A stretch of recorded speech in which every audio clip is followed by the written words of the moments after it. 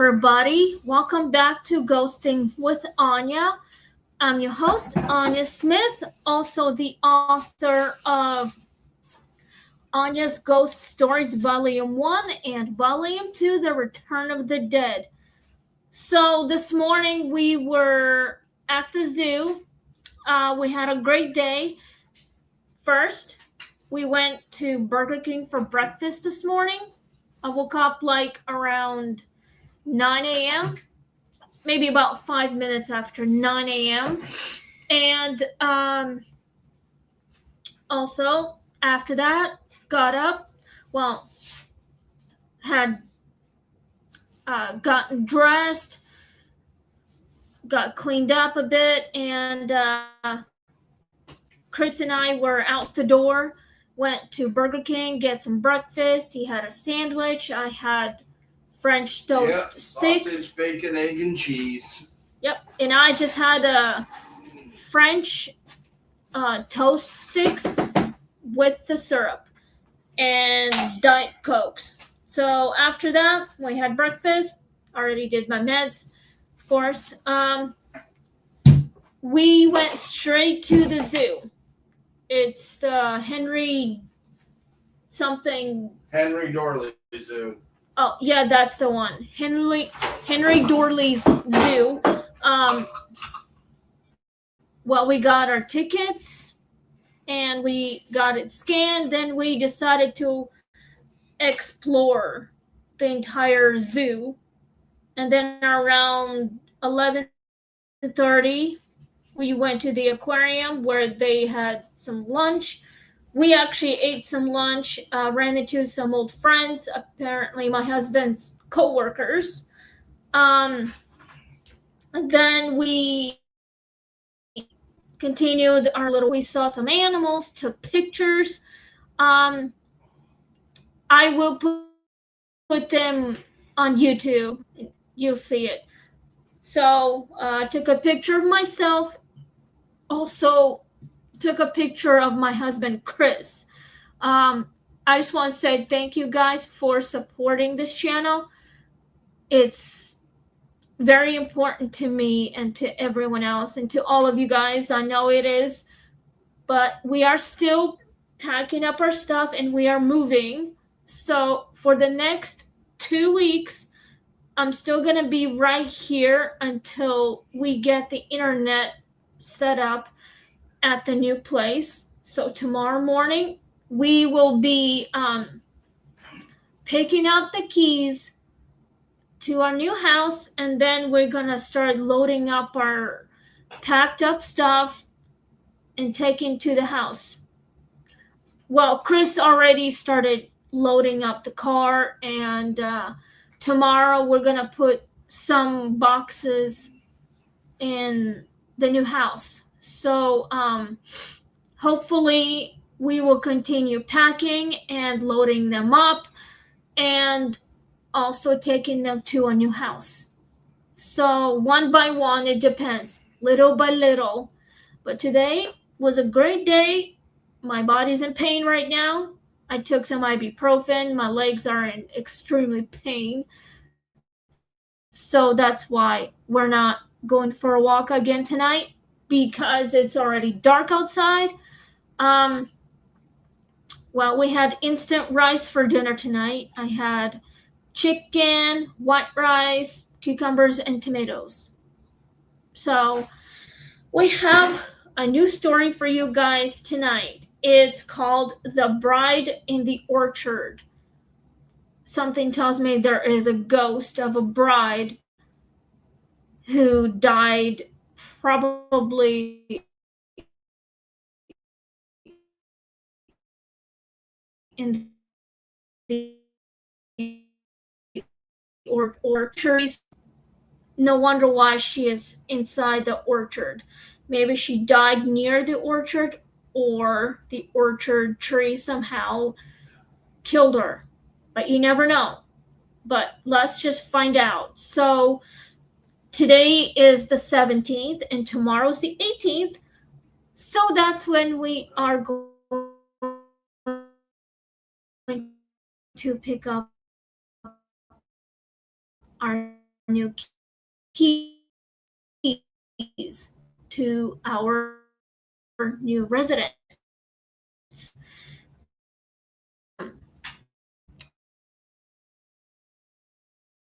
Hills Townhouse. Right there in Bellevue. It's just down the road from Baker's grocery store slash pharmacy as well. It's only like 5 minutes a drive, and it's only half a mile away from where we live currently. So, let's get started. And hope you guys are doing okay. I'm doing all right too. It's a little stormy sometimes. Somehow I almost got locked out of this channel because me that it doesn't want me to. This part of my income because this is what I like to do. Just make videos and make money. I'm just trying to support my husband, my cat, the rest of the family, of course. Anyway, let's just get started on the story. So, are ready for our next episode by tomorrow night.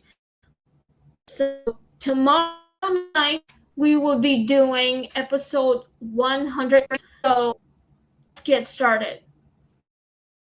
Season 5 of The Bride in the Orchard, episode 136.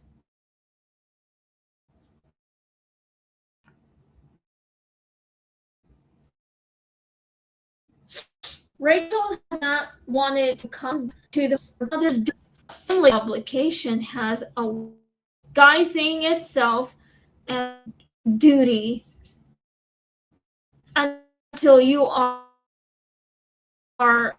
halfway through it. Orchard that had not been properly tended in years. And even in daylight, the place felt heavy with seasons layered on top of one another. Her brother Luke was there along with their cousin Hannah, sorting legal the kitchen and pretending they were handing what once belonged to her grandmother.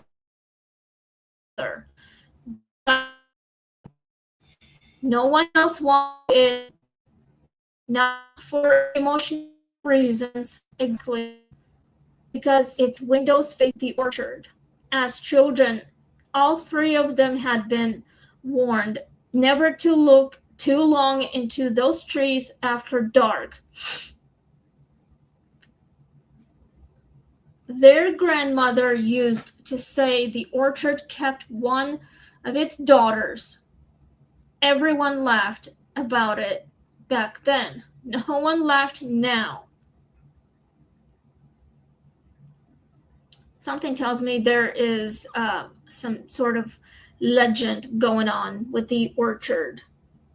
So my guess is some kind of paranormal activity going on. I mean, if I were one of those girls, and I would literally listen to my own grandmother. I would not stand out the window and look towards the orchard trees that long. I would probably just go to my room and relax, maybe get some sleep because the next day would come up. So if I were Hannah right now, I would literally want to know what's going on. But if I were Rachel, I would literally literally would listen to the warnings. And I would still want to investigate it too. So let's continue on. The first night passed in the awkward quiet that follows funeral and inheritance talk. Luke fell asleep on the couch downstairs. Hannah stayed up balconying, balancing bills at the dining room table. And Rachel tried to rest in the room that still smelled faintly of rose water and old starch. Around midnight, she woke to the sound of footsteps outside in the orchard. Not hurried or stumbling, but slow and careful, as if someone were walking the rows in dress shoes.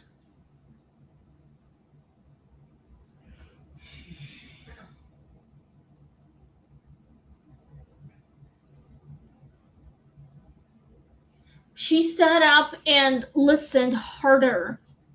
The footsteps stopped directly beneath her window. Then came the soft, metallic clink of something catching, moonlight touching bark, a ring against wood, perhaps, or a button brushing a branch. Rachel told herself it was an animal, a loose gate, anything except a person. But when she finally looked through the curtain, she saw a woman in white standing among the trees. I'm guessing that could be her late grandmother, maybe warning Rachel or Hannah or their cousin or whatever, but you know, it depends. So I'm guessing there is a spirit of a woman. Maybe she died by the orchard. I don't really know what happened to the grandmother. Maybe she died of old age or just couldn't work anymore. That's why she got so weak. What you doing? Just sitting here. Talking to yourself? Yeah. Playing with the baby? She's sleeping. Good. Anyway, I mean, literally, it would be so freaky, but I would definitely want to investigate it. I mean, if I would go to the farmhouse, I would definitely try to figure it out how to help this grandmother move on from the farm and from all the horrible things that is going on in there. Maybe some creepy paranormal shit going on. The gown was old fashioned, long skirted, and high necked, with lace so pale it seemed to gather light rather than reflect it. The woman stood with her head bowed slightly, hands folded in front of her, as if waiting to be called forward at a wedding that had run late by 50 years. Rachel could not see her face clearly because the branches kept cutting the figure into pieces.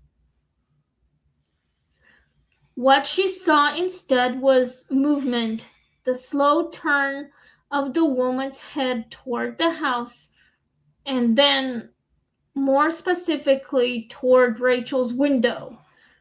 Rachel dropped the curtain at once and backed away. She stayed that way for several seconds before forcing herself to look again. The orchard was empty, yet in the fog glass of the window, written from the outside in a line of cold moisture, were three words: he didn't come back. Of course, Chris. Yes, we did enjoy all that dessert stuff.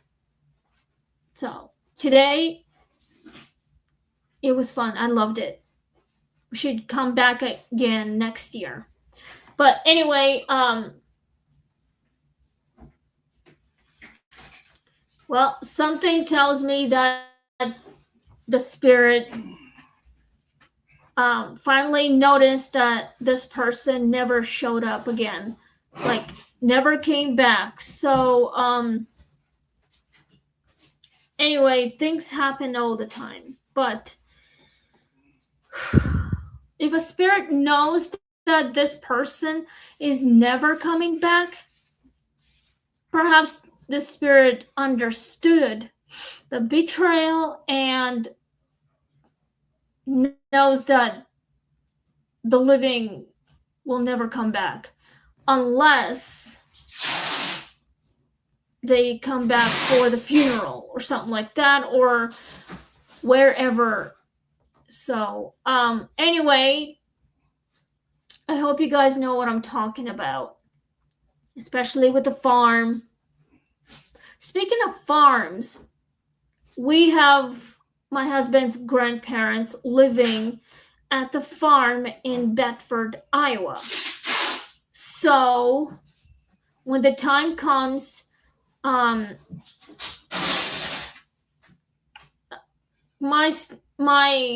father-in-law is going to move to Bedford, Iowa to help take care of the farm one day. You never know when. Maybe in another 10 years or so, it could happen. So, what do you think? It probably could happen, yes. Like one day, if grandma and grandpa end up passing away in Bedford, Iowa, in the farm where we stayed at, your dad is probably going to move there and help take care of the farm, including the animals. Yes. Do you think he will actually do it? Yes, I think he is going to live there. For how long do you think he will be? The rest of his life. Your parents are getting a divorce, aren't they? No, my mom's going with. Oh, I thought your mom said she's going somewhere else. They were joking. My mom is going to be there. Okay then. So, anyway, yeah. So my husband and I were just discussing what his parents are going to do when that day comes. So I would probably go to a funeral of my husband's grandparents. We will miss them very much, and my father-in-law and my mother-in-law are gonna move to Bedford, Iowa, and we will definitely come to visit anytime. And well, we will we'll make sure that everything's gonna be okay, including the animals are gonna be sad anytime soon. But this reminds me of my own family.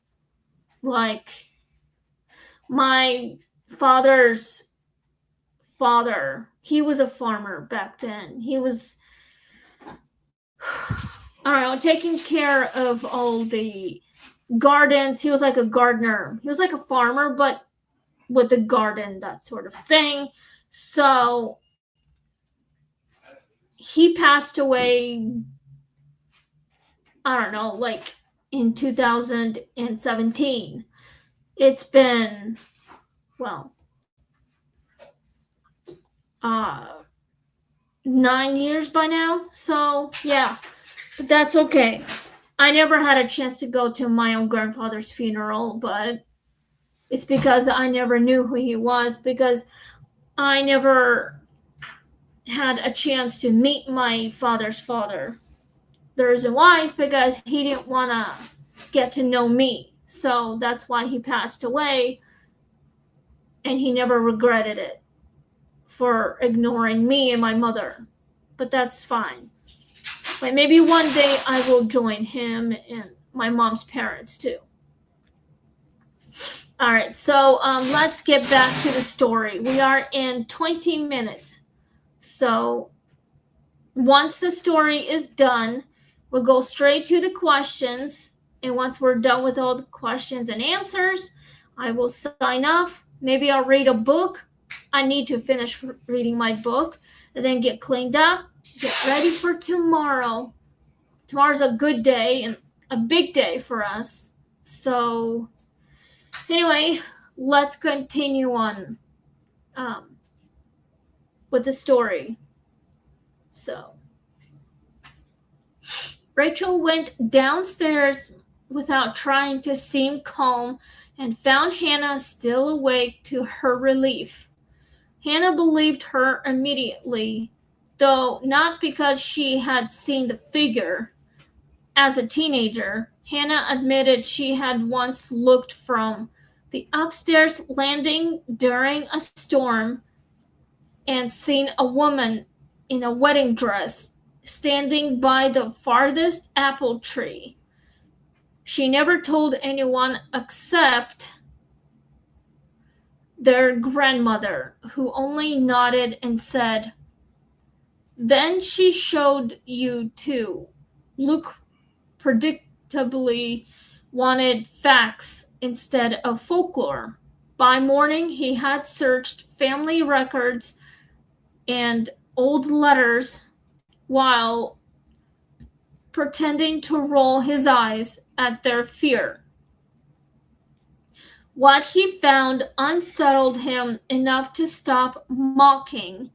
Buried in a bundle of correspondence was mention of their grandmother's older sister, Eliza, who had vanished the morning after her wedding after word arrived that her fiancé's carriage had overturned on the flooded road and he never reached the house.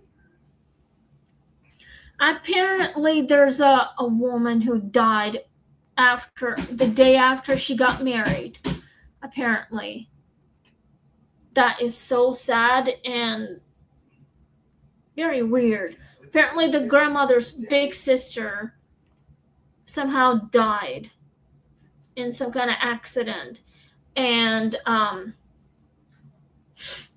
it's just not right. No wonder why they are seeing a spirit of their other grandmother, which is their grandmother's big sister. And she was probably young, maybe about, I don't know, early 20s, somewhere around there. But you never know. The grandmother got extremely old. So, but the older sister of the grandmother stayed the same. She was probably in her early 20s. We don't really know how old she really was. As I said in the previous episodes, these stories are actually based on real life events. So leave me the comments below if you actually think it might be related or it might be based on the real life events from many generations ago, especially with the farm stuff. So anyway, I hope you guys are knowing any sense to this story, because if I were them, I would literally want to continue investigating it, especially with all the records, get the evidence, and talk to a lot of people about it, and things can go even smoothly. Okay, anyway, let's continue on the story. If you know what I'm thinking, if you guys have any opinions about it, please let me know in the comments down below. Cinnamon buns. in your dreams. Anyway, let's continue on the story. That afternoon, while sorting trunks in the attic, the cousins uncovered a cedar chest wrapped with ribbon that had long since faded brown. Inside lay a preserved bridal veil, yellowed gloves, dried orange blossoms, and a stack of notes tied together with embroidery thread. The notes, all in Eliza's hand, described waiting in the upstairs room while rain battered the windows and family voices rose downstairs. In confusion, the last unfinished page ended mid-sentence. They say the road has taken him, but I keep hearing wheels in the trees. And if he comes late, I will still. There was nothing after that. Hannah did not want to keep reading. Luke took the papers downstairs with the tight expression he wore when logic failed, but pride had not yet admitted it. Rachel remained in the attic alone just long enough to hear the faint rustle of skirts directly behind her. When she turned, the veil had been removed from the chest and now lay draped over the attic mirror. Apparently, this woman somehow either did get married or did not get married. Perhaps she was still waiting for her fiance to return so they could resume their ceremony. Apparently, her fiance somehow never showed up. I guess he died. No wonder why. He vanished. And then she vanished. Maybe she died. I think she is dead somehow, and we still need to have all the evidence. So I hope you guys know if this story is making any sense to you all. I hope it's making any sense to me. We are in 28 minutes now, so I hope this story can help you figure it out about anything that can give you any confidence or any opinions. If it gets you to understand anything. So if you guys understand the story, if it's related to any of you guys, please let me know in the comments down below.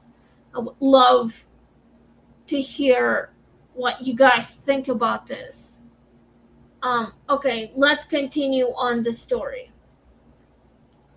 We're almost done. Then I gotta get ready for tomorrow. So may God bless you all, and make sure you pray for anything that can keep you all safe from anything. I just want to make sure you guys are, brave enough to listen to any of the stories that I have read to you all. I love doing it. It gives me confidence and excitement and helps me pay the bills, of course. If you think it doesn't, let me know in the comments. That evening, a storm rolled in almost exactly as described in the letters. The orchard bent under wind. Rain struck the porch roof in steady sheets, and the old farmhouse made noises that sounded too much like breathing. Around 11:40, all three cousins heard it. The creak of the porch gate opening, and then the unmistakable rumble of carriage wheels moving slowly along wet ground. where no carriage could possibly drive. Luke stood first, pale but stubborn, and went to the front window. Hannah refused to join him. Rachel did, beyond the glass through rain and darkness. They saw a figure in while moving between the orchard rows toward the lane as if someone had finally arrived. Then another shape appeared at the far edge of the trees, taller and distinct, perhaps a man in a dark coat. Eliza began walking faster for one strange, hopeful second. The whole porch seemed to lean toward reunion. Then lightning split the sky and illuminated the orchard. Completely, there was no carriage, no horse, no man, only the bride halfway between house and road, reaching toward an emptiness she had mistaken for return. The moment the light vanished, a scream tore through the orchard, so sharp and full of grief that Hannah dropped to her knees in the parlor. Rachel clutched Luke's arm hard enough to bruise. When they looked again, the bride was gone,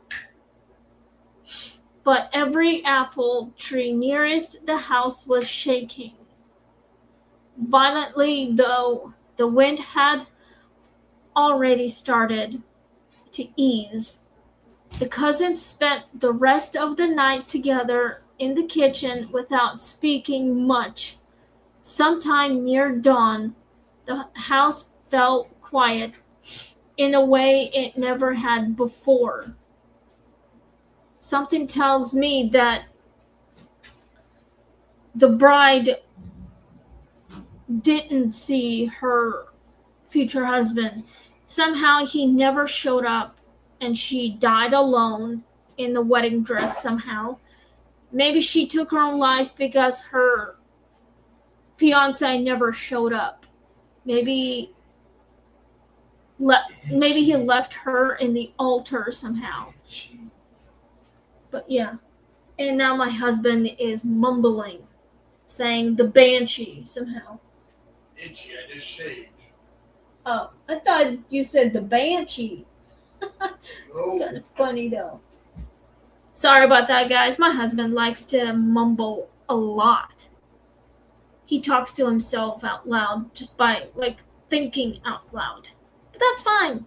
Anyway, we are in the rainstorm tonight again, just like any other day, just because we are in actual ghost story.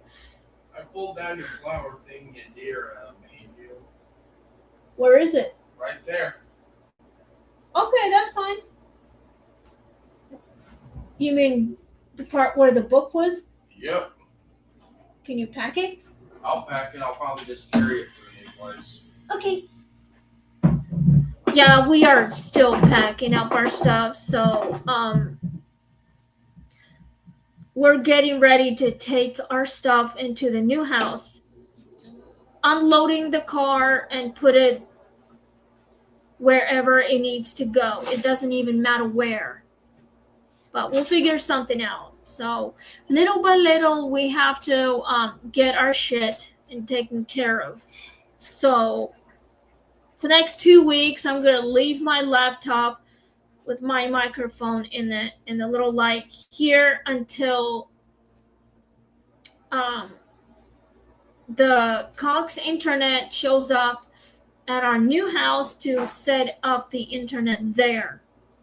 And hopefully we can get the new code to get our internet set up, especially for my laptop. So that way I can still do my podcast at night, 8 o'clock in the evening. I mean, I can use this table here at the new house. So until I get my desk for the basement. We're not going to live in a basement, but I'm going to have my studio in the basement, while my husband will be working on the second floor in the office during the day, until like from 8 o'clock in the morning till like 4:30 in the afternoon, because that's when he usually gets off. So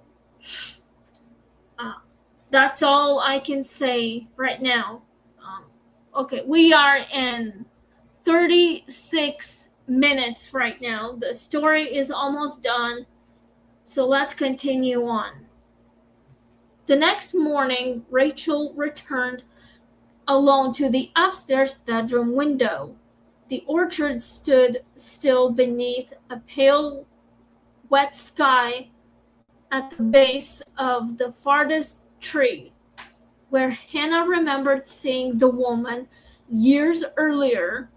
Someone had placed the faded bridal gloves from the attic chest.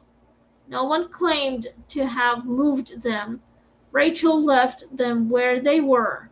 She would later tell people she was not sure whether the haunting ended that night or only shifted into a softer form.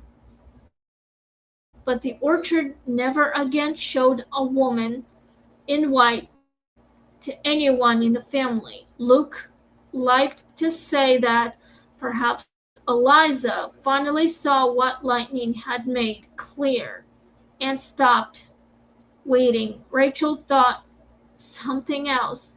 She thought the house had repeated her grief until witnesses were willing to bear it, and only then let the bride disappear into the trees she had mistaken for a road home. Wow, this is the freakiest shit and very tragic, sad story about this woman. I think Eliza was the woman who died. Perhaps that was the grandmother's sister's name. We don't know Eliza's fiance.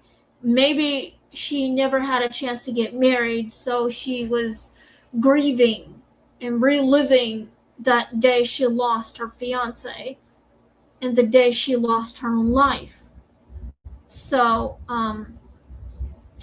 anyway, I hope Luke, Hannah, and Rachel helped this woman find peace and tell her that her fiance will never come back, or they can find each other and reunite with each other somehow and rest in peace.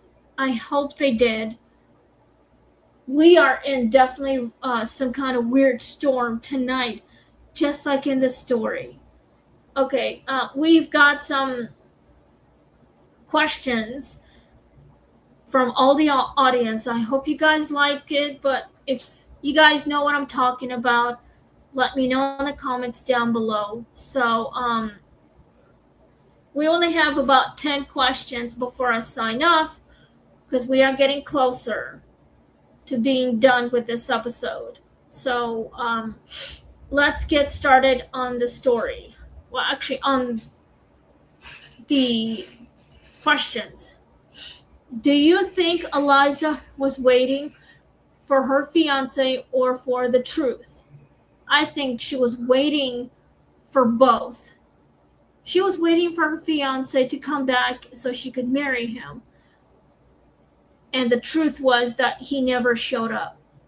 Somehow the storm took her fiance, and the fiance died in a, maybe like drowned or like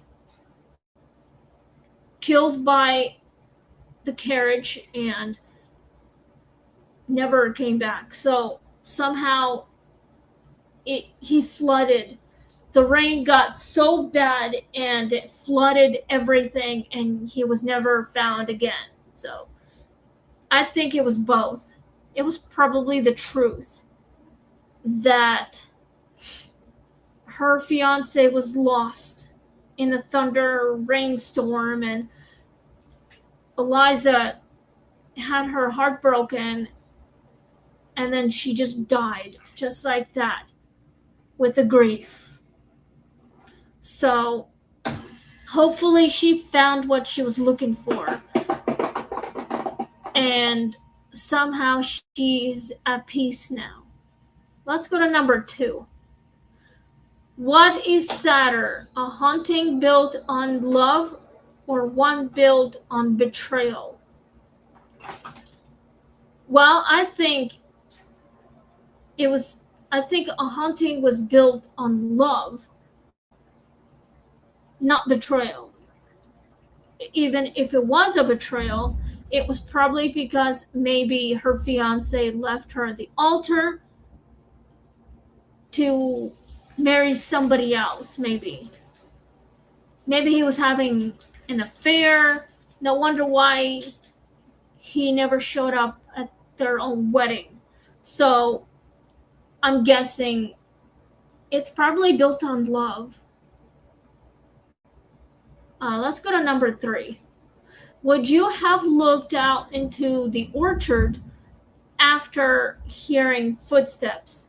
Well, yes, of course I would. And I would completely communicate with whoever is haunting the farm, especially the orchard. I would literally look out the window and see who's out there. I mean, it's so sad that Eliza never had a chance to marry her fiance. He probably left her because maybe she wasn't the one. I guess. It could be betrayal, but you never know. Okay. If I ever heard footsteps like that, I would literally try to communicate with the spirit of Eliza. If it was her, I would try to ask her, how long has she been lingering around the farm as an earthbound? She would probably tell me since the day, her wedding day, but her fiance never came back. So that's why she died alone and lingered that day, like since that day. So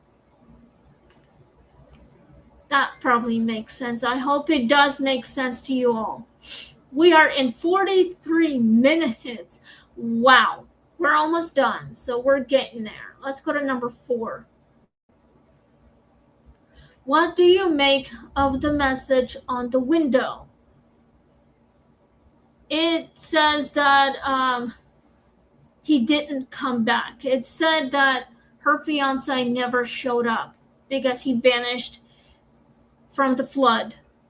Perhaps he died during the flood, during the storm. And that's what got her to grief.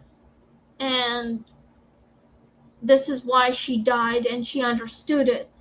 She actually understood what happened in the past. So I guess she knew that her fiance would never come back, so she finally knew the truth that he could never come back and marry her. So it's just so sad, guys. I mean, if that ever happened to my husband and I, but we will always find our way out, trying to find a way to reunite with each other and proceed our wedding or whatever. It is creepy out there now. So good thing we did not go outside tonight for a walk, because we did that earlier all day from 10 a.m. till like 2 p.m. That's like 4 hours of walking. So I think the message was clear that her fiance is never coming back. So he's probably at peace. So she finally got the truth and finally found peace. Well, maybe she was looking out for her um, descendants as well. Let's go to number 5. We've got 5 questions left before I sign off. Why do storms seem to trigger certain hauntings? Well, the reason why storms can trigger any hauntings is probably because it's reliving their final moments.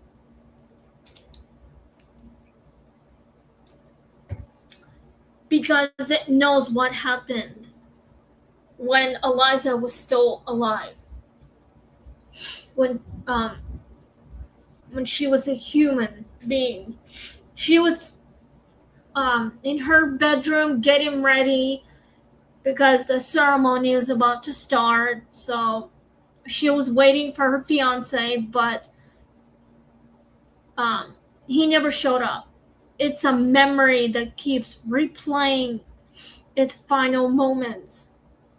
This is why storms can actually trigger certain hauntings. It's a memory. It's like replaying in a time loop. So this is why. Okay, let's go to number 6. Would you have read all Eliza's letters? Of course I would. You betcha. I mean, it'll probably make a lot of sense if I'm confused about it, but it'll probably make a lot of sense that she knows the truth that her fiance has long gone and he'll never return. She'll never have a chance to be her. He'll never have a chance to be her husband. She'll never have a chance to be his wife. So her life was cut short. No wonder why. But she died of a broken heart. So she's reliving her final moments. I mean, at first she was happy that she was getting married, but then she understood it will never happen. So that's why. Okay, let's go to number 7. Do you think seeing the empty lightning struck orchard freed her? Yes. I think it does, because for years and years that Eliza, the moment she died, she was trapped in a time loop. So now that the lightning has struck the orchard, she became free. So she finally found peace. She found a way out. And her descendants, I think Luke, Hannah, and Rachel, they're probably her descendants as well. I mean, they are her grandkids too. So they helped her, and she finally went into the light, and she finally found peace. That's how they freed her. They put things by the orchard, and she finally got what she wanted. So now she's at peace. All right, let's go to number 8. Why do family legends sometimes protect real history? The reason why is because they're afraid to admit that the elders are afraid to tell the younger ones about the histories because they might not understand. this is why they protect us from anything that could happen. Maybe they might see something that they shouldn't have, or hear something they shouldn't have, but it's like a little scene that keeps replaying constantly on repeat. It's a time loop. So this is why the history is being protected, because the kids might not understand. This is why. Okay, let's go to number 9. We got 2 questions before I sign off. We are in 15 minutes now. What would have frightened you more, the bride or the scream? Perhaps maybe the screams. And the bride, I would not be afraid. But if I want to be afraid of her, she'll probably give me the creepiest look on her face, her expression. But the real reason is that I could see the expression of the spirit. It's because she is so sad that she lost her life by grieving so hard that her fiance has never ever gonna come back and marry her. That is the reason why her expression is very sad. She was waiting for the love of her life, but he never did. And she understood that. But now she's happy that she found her peace, and the family is like, well, finally at peace as well. But she is watching over her family from the heavens. So I'm not afraid of the bride, of a spirit of the bride. Even if I was, she would literally look like she got bugs all over her face and some kind of weird expression. A very creepy thing, whatever. And my husband is mumbling again like 1,000 times. Yes, baby, I'm here. Good. We are in our last question. If a spirit was trapped in waiting, how would you help let it go? I think probably tell the truth to the spirit, that there's nothing left for her here. I would probably find the light and help her reunite with her loved one, like her dead fiance probably. Or tell her the truth that he's never coming back, that she's been reliving her final moments before she died. So the lightning can be very destructive and free her. That's how. Just tell her the truth, bring some offerings. That's how I would that's how I would help her to let go of the anger and the sadness as well. She'll finally find what she was looking for.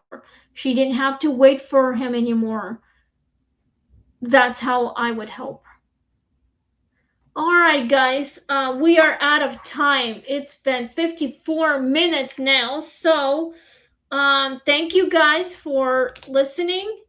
And also, thank you guys for being brave enough to listen to the story. And if you have any questions and any opinions to this story and how it's related to anything, please leave me a comment down below. So I gotta go get cleaned up now, maybe finish reading my novel.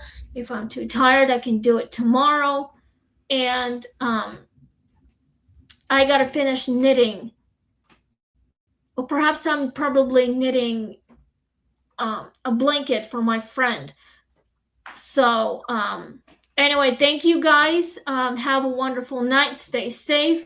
Stay away from the windows when there's a bad storm going on, especially with ice falling down from the heavens and probably towards your window. So I say find a safe place so you cannot get hit by the hail, which is frozen water, like turned into ice.